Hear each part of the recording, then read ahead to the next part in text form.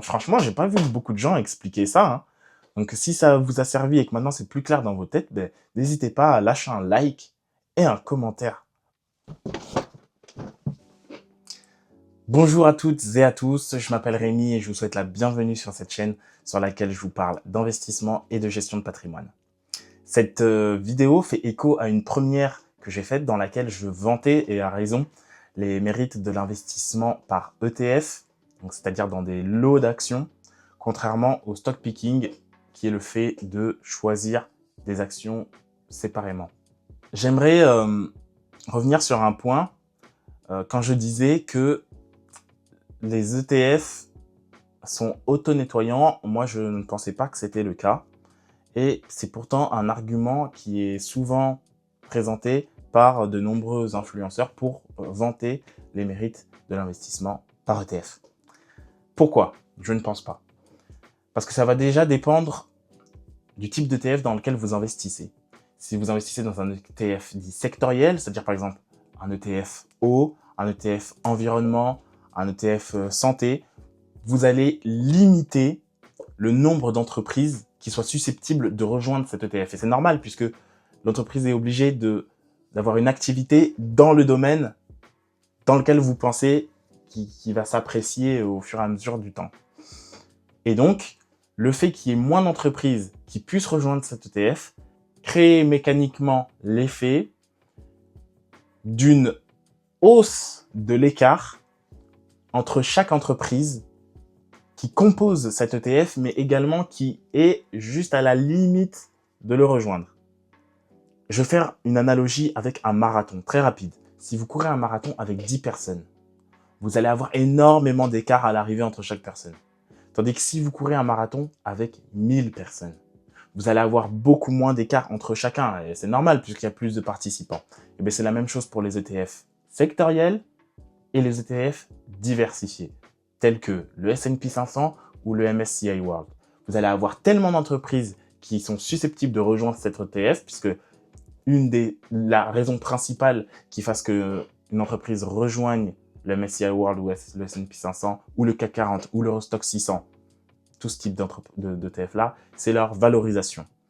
Et donc, vu qu'il y a plus d'entreprises qui peuvent rejoindre ces ETF là, de facto, il va y avoir moins d'écart entre la valorisation de chaque entreprise.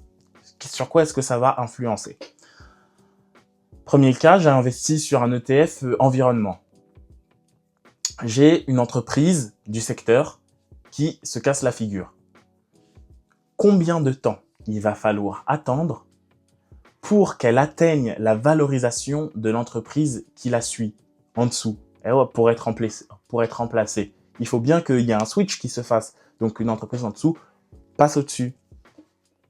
Il va y avoir beaucoup plus de temps par rapport au cas où vous êtes sur un ETF diversifié et donc n'importe quelle entreprise qui a une valorisation égale, hop, vient remplacer l'entreprise qui commençait à enregistrer une contre-performance.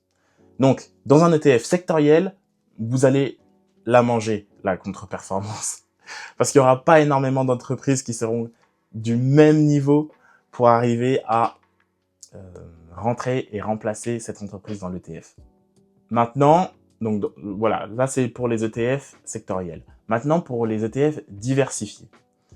Si vous êtes dans le cas qu'on vient d'énoncer, l'entreprise est à la limite de sortir de l'ETF, elle enregistre une contre-performance, elle sort, elle est remplacée par une autre. Ok, il y a eu un effet auto-nettoyant.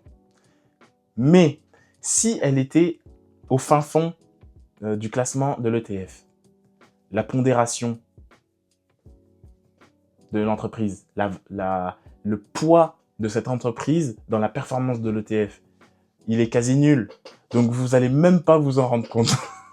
Si, en revanche, c'est une entreprise qui était au milieu du classement, une entreprise qui était 150, 200e, qui se mange un moins 20%, elle va pas sortir de l'ETF parce que c'était quand même une entreprise qui avait les reins solides.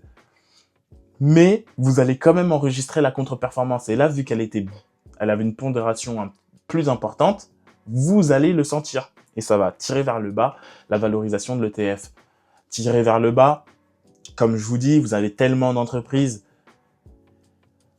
qui sont dans la gaussienne. Si vous comprenez pas, allez regarder mon ancienne vidéo, mais j'avais expliqué que vous avez un énorme nombre d'entreprises qui font 2 à 3% de croissance, un nombre d'entreprises qui font une surperformance, d'autres une sous-performance, et tous les ans, c'est comme ça.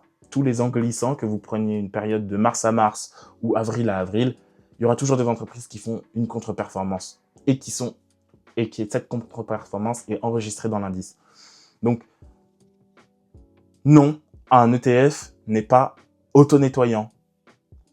Ou, dans le cas où il l'est, ben, ça ne se voit même pas puisque le poids de l'entreprise dans l'ETF était quasiment nul. J'espère que je vous ai éclairé sur cette question-là. Et n'hésitez pas à vous abonner, parce que là, c'est bon, je commence à voir que des gens regardent les vidéos, 100 personnes. Mais il faut s'abonner et il faut liker, parce que je crois que ça aide pour enfin, c'est quasi même sûr que ça aide pour le référencement YouTube. Donc, je compte sur vous. Si vous avez compris ça, franchement, j'ai pas vu beaucoup de gens expliquer ça, hein. Donc, si ça vous a servi et que maintenant c'est plus clair dans vos têtes, n'hésitez pas à lâcher un like et un commentaire pour me remercier. Non, pas pour me remercier quand même, ça je m'en fous. Gardez-le pour vous, mais lâchez votre like. Allez, salut!